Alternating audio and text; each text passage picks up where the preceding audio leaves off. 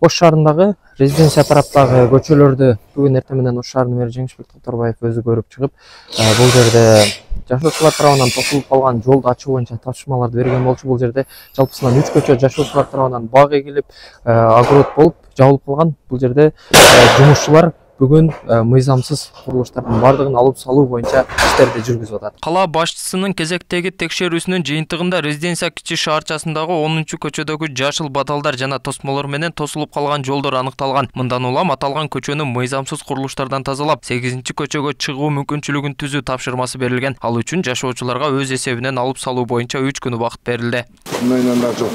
Все, эки жол тең ачалы. Мо жолду ачалы.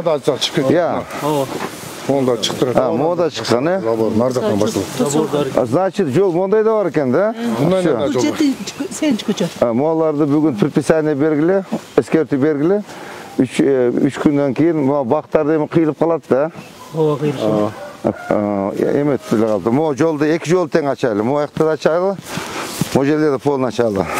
Бүгүн вторник, среда, четверг, жума күнүнөн баштап болбосо келип заборлорун алып кое бергиле бүгүн элечи. Булар бүгүн алабыз. Тосмолорун бүгүн алгыла дагы көчөттөрдү 3 күн сурак берели. Өзү может отун кылып алат, может көчүрүп алат.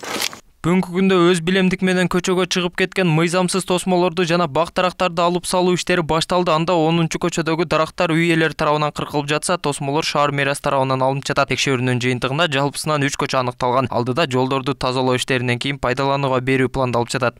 Ош шаарынын аталчу резиденция тарапта мынтип жолдор тосулуп, көчө аталбай эле бир мындай бир бак дарак, багбанчылык жүргүзүлүп калганда, тилекке каршы ушундай болуп аныкталды. Жеринде биз мына тосмолорун алып, бак дарактарындагы ээлер тарабынан өздөрү алып, буюрса ушул жерде бүт ошон көрүнүштөрдөн тазалап өтөбүз. Буюрса бул жер көчө болуп ачылат.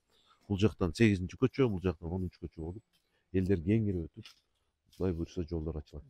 Бул боюнча үй ээлери жолдон кабары жок экендиктерин айтышып, мыйзамга баш ээ тургандыктарын билдиришти. Айрымдары болсо түшүндүрмө берүүдөн баш тартты. Эч ким билбейт. Алып коет. Алып коет. Анда мурун эч кайтмас.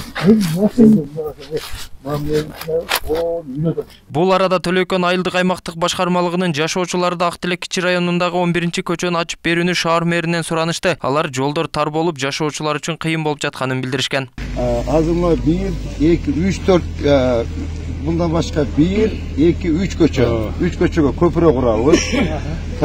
Кызыл сызыктарды коюп берет, урматтуу туугандар. С пониманием, шуну менен чыгып кетсеңер жылбасыңар келип бузам айтып коеюн, тарым багла. Бузамдагы тротуар кылабыз, лоток кылабыз, асфальт кылабыз. Так, мына 1 көчө, 2, 3. Мына канчанчы көчө?